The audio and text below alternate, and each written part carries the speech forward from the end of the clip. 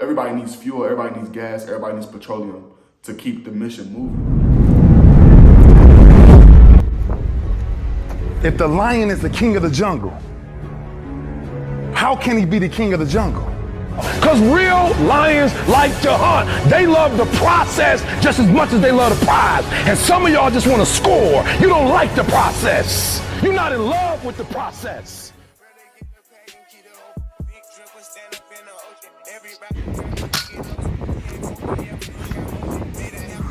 You gotta be great, bro. I believe in you.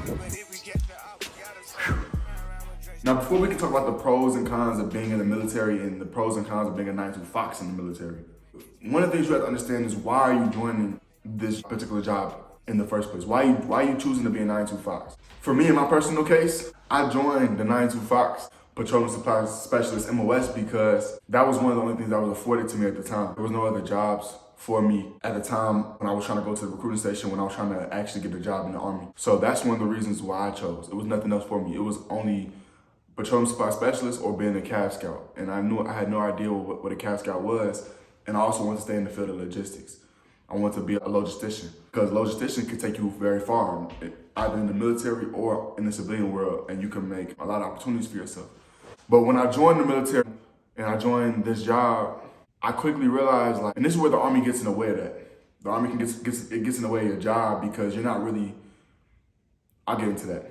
But when I joined my job and I learned my job and I went to AIT and I finally got stationed at Fort Carson and I ended up deploying to my first location, I realized my job wasn't my job. The Army overrides your job. That's kind of where the conflict gets because you got your job, your secondary job. Technically, when you join the military, your first job is infantryman. Your first job is infantryman. And then your second job, your actual job, is your secondary job. So when I deployed, I wasn't really doing my job. We trained and we did stuff that came with my primary job, which was being a 9-2 Fox.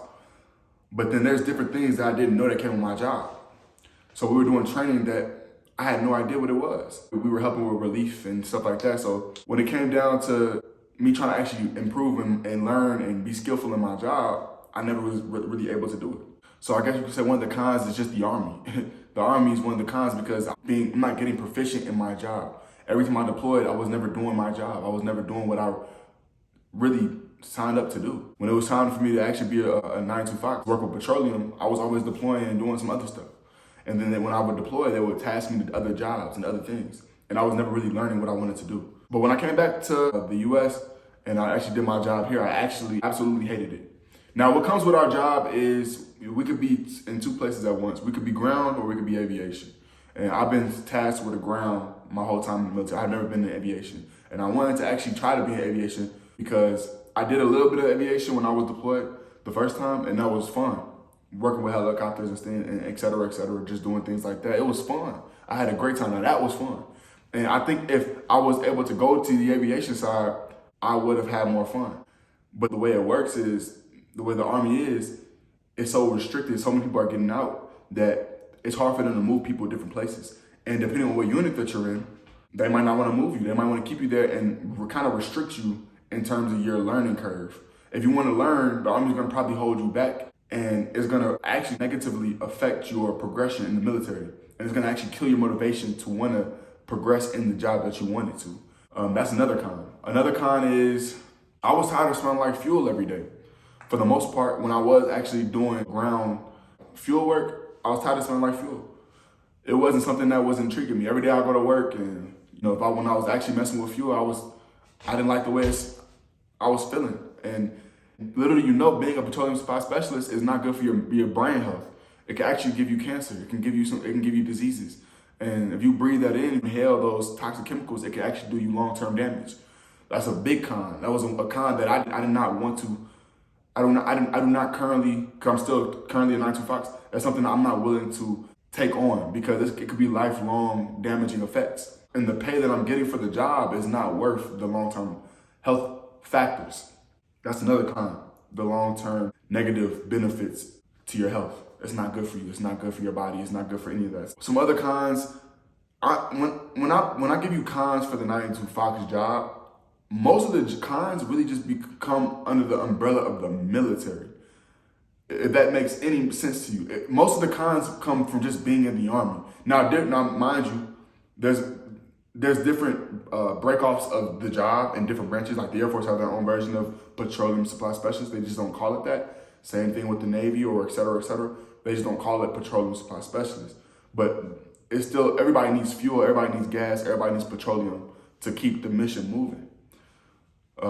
And that's what I do in the Army. So I'm giving my Army perspective, but the Air Force, if you was to ask the Air Force or the Navy, they might have their own different perspective. They might love it. But the way the Army is, the umbrella of the Army is a little more different, a little more toxic when it comes to actually letting you do your job and become proficient in your job. That's one of the biggest cons is the Army gets in the way too much of your job, or the people in the Army, the leadership, they get in the way of your job too much to where if you ended up loving your job, it makes it hard to progress, because if you want to go, again, for my example, I was in ground, I want to go to aviation. They might not want to push forward for me to go aviation. Now, there are some units that would actually push forward for you, but the vast majority of places I've been to, people do not.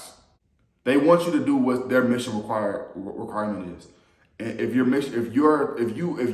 wanting to go to aviation, for example, in my case, but they have a deployment coming up, or they have mission requirements for these other things, and they know they don't necessarily need you, but they're too afraid to go against the powers that be, then you're not going to go to aviation, for example, because they want to keep you back and keep you over here. That could be a form of negative progressive progress in the military.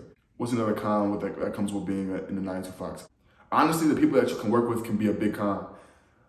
The people that you can work with as a 92 Fox can be people who are very complacent. They're very okay with their lifestyle. They're okay with being a fueler. They're okay with just being where they are, because they know that they can make an easy $100,000 when they get out the military. They're gonna just do their 20 years, or they're gonna just do how many years and just get out, work at a oil rig or whatever the case may be, and just call it a day. There's no drive, there's no push to want to be greater or to achieve higher. It's very few people, exceptions to every rule, but the vast majority of people that I've talked to, they are comfortable with just being where they are and staying where they are. But for me, that was never the case. It was never the case to just stay where I was at. And this is for me, my units, they don't really push for education. We're going to the Ed Center to go do these classes. We're going here to do these, whatever the case may be, so you can get promotion points. It's more so we're gonna stay in the motor pool all day, 9 to 5, and just wait until we get word from higher. When meantime, whole time, we could really be doing some convenient work, like getting these trucks in order, making sure these trucks are straight, or something that's beneficial, and then go home instead of just staying there from 9 to 5. But those are some of the cons. Let's get into some of the pros. Some of the pros that I got from being a 92 Fox was I have certifications in certain different levels where I could work ground and aviation on the outside. I could work at Delta Airlines, Southwest Airlines. I could work at an airline anywhere and work there and get those benefits. And I can say I work with fuel. Another thing is I got certifications to where I can work at a manager position at one of these oil rigs and become a manager at one of these oil farms, and I'll make so much money, however much money that is.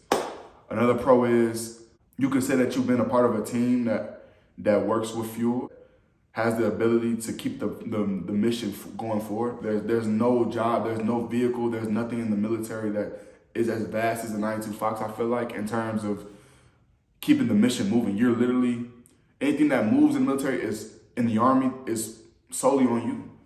From the Humvee to the Black Hawk, there's nothing that you can't say that you haven't, that your job is important, and you can say that you had a significant role in the military. And my fault, I kind of forgot another con.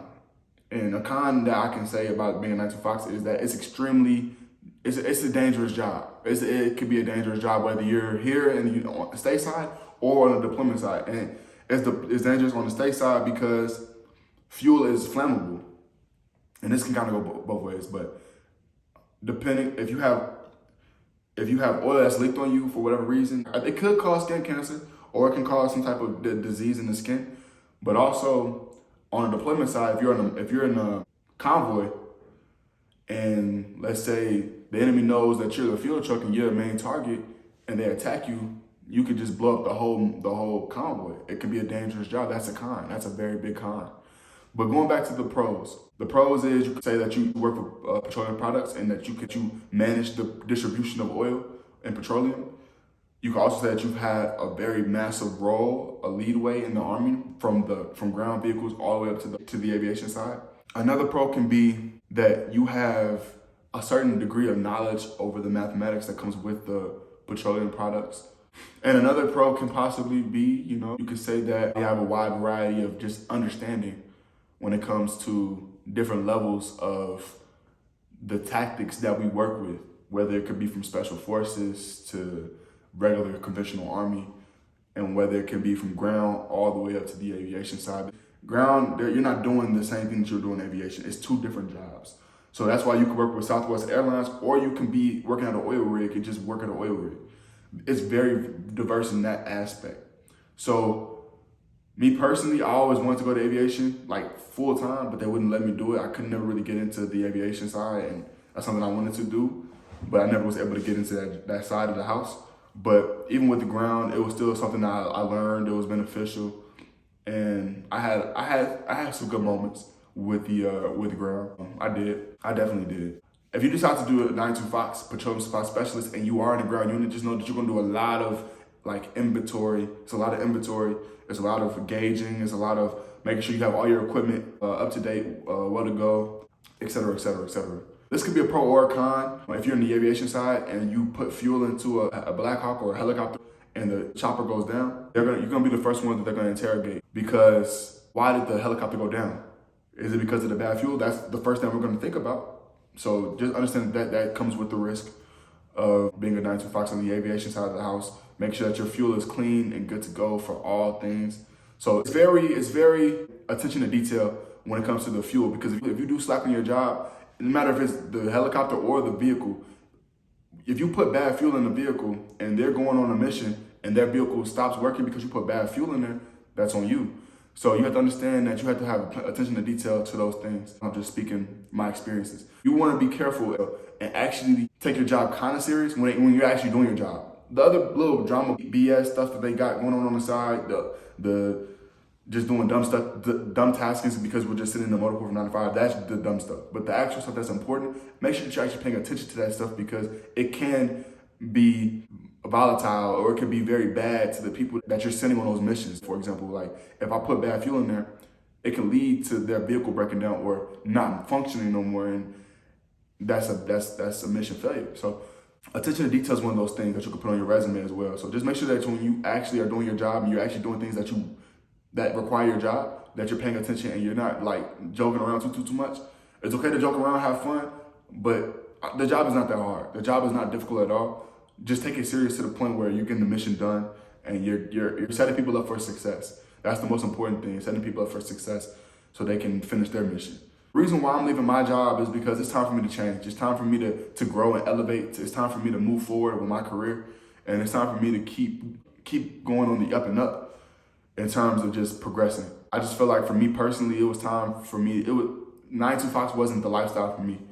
Now, mind you, if I go on the civilian side and I'm not doing YouTube full time or I'm not doing my own businesses, then who knows, I might try to work for Delta Airlines or Southwest or work at an oil rig. Who knows where life takes me, but it just wasn't for me. The calling in the military and being a 9-2 Fox Petroleum Supply Specialist was just not for me. It was not my calling.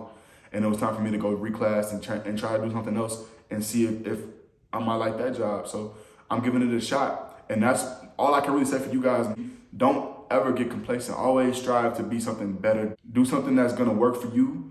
And if it's not working for you, switch it up. And if it is working for you, maybe try to challenge yourself in something different. That's the reason why I'm changing my job. Yeah, that's really the only reason. I hope you guys enjoyed this video. I hope it was informative. I hope you guys enjoyed this content. If you guys are new, make sure you guys like, share, subscribe if you haven't already. And comment what videos you want to see from me. I'm trying my best to make those videos because that's all I really want to do is inform you guys of what's going on with my lifestyle. I love you.